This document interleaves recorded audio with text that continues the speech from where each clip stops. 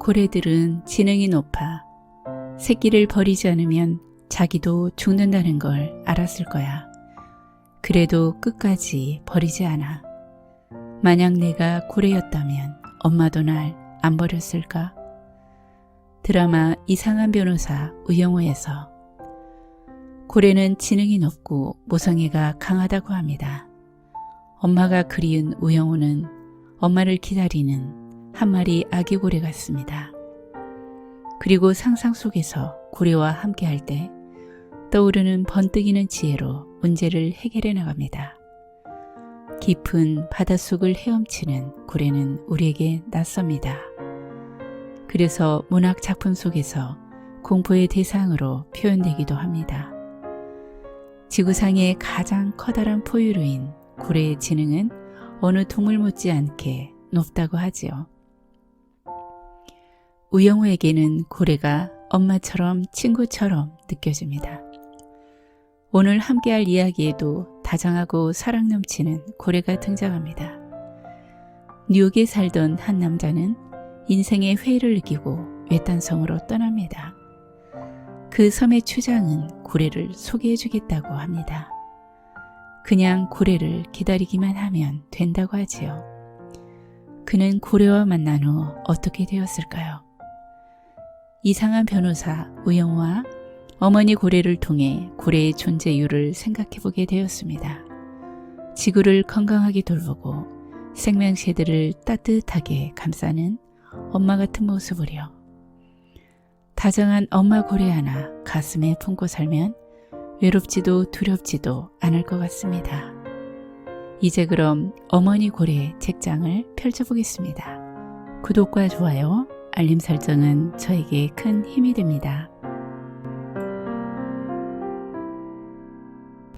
어머니 고래, 삶이 알아서 하리라. 영적 교사 앤드류 하비에 져서 숨은 여행의 한 남자의 이야기가 나온다. 뉴욕에 살던 그 남자는 자신의 삶의 회의를 느끼고 하와이의 어느 섬으로 떠나 그곳의 부족민들과 함께 생활했다. 대부분의 시간을 반나체로 지내는 자연인들이었다. 석 달이 지난 어느 날 부족의 추장이 남자에게 자신들의 일원이며 가족인 고래를 소개해 줄 때가 되었다고 말했다. 부족이 숭배하는 고래인데 그들이 부르면 섬의 비밀 장소로 와서 그들과 함께 놀아준다는 것이었다. 추장은 설명했다. 당신은 물속에서 기다리기만 하면 됩니다.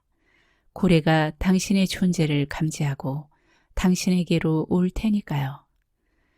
부족 사람들은 그 고래를 어머니라고 불렀다.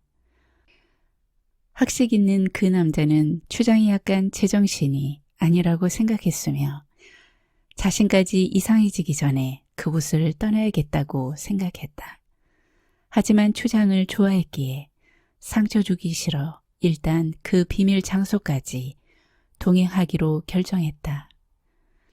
약속한 날 부족민 전체가 추장을 따라 현무암 바위로 둘러싸인 만으로 갔다. 모두가 웃고 즐거워했다. 남자는 그들을 좋아했기 때문에 자신이 바보가 되는 것에 그다지 신경 쓰지 않았다. 그는 자신이 수영을 할 줄 모른다는 걸 떠올리고 추장에게 그 사실을 말했다. 그것으로 이 소동이 일단락 되리라고 생각했다. 그러자 추장이 말했다.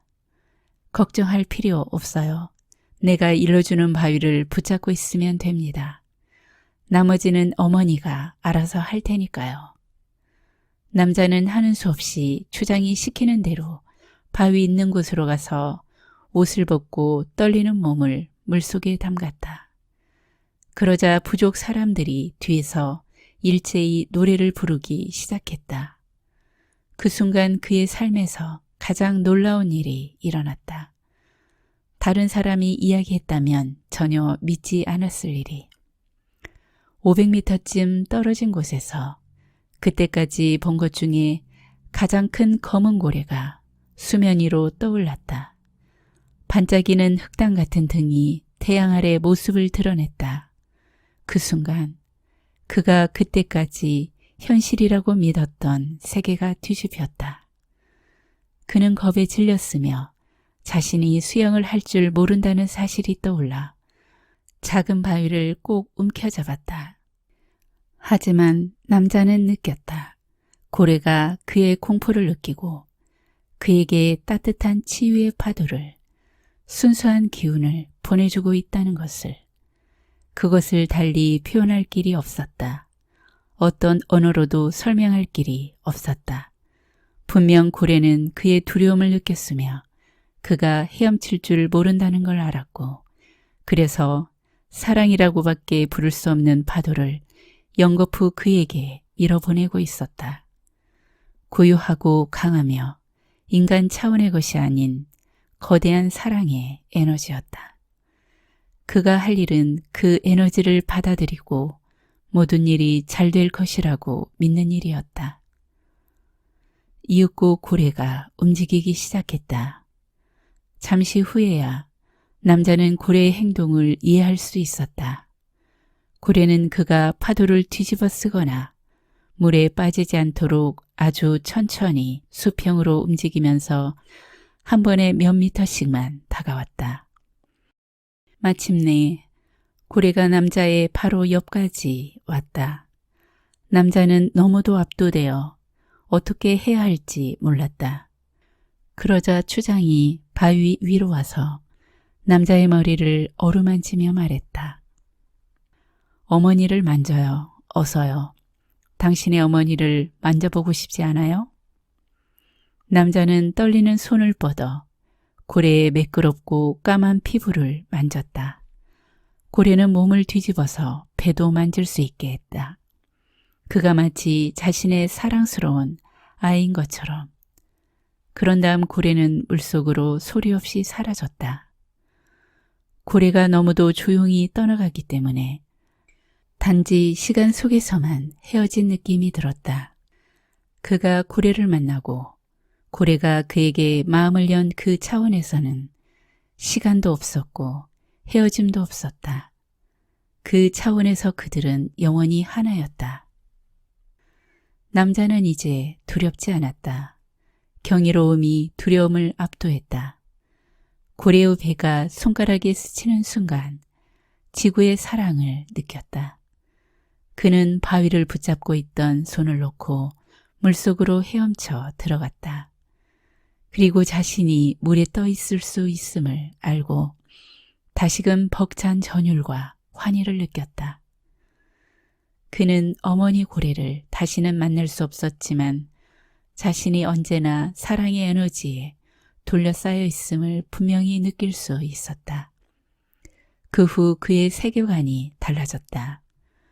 돌처럼 삶 속으로 가라앉을 것 같았던 두려움이 삶의 바다를 헤엄쳐 나갈 수 있다는 확신으로 바뀌었다. 그리고 나머지는 삶이 알아서 하리라는 것을 알았다. 바위를 움켜잡고 있는 두려움에 찬 손을 놓기만 하면 삶이 알아서 하리라는.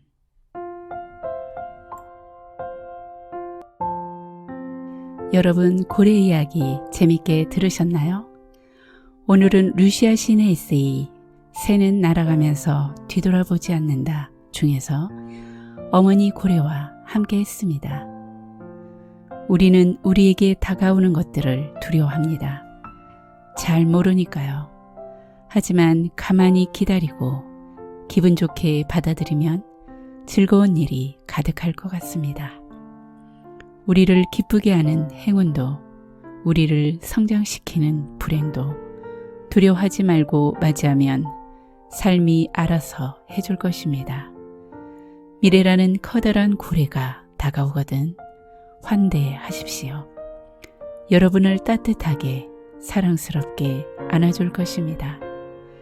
넓은 바다를 자유롭게 헤엄치는 커다란 고래처럼 여러분의 마음도 자유롭고 행복하시길 기원합니다.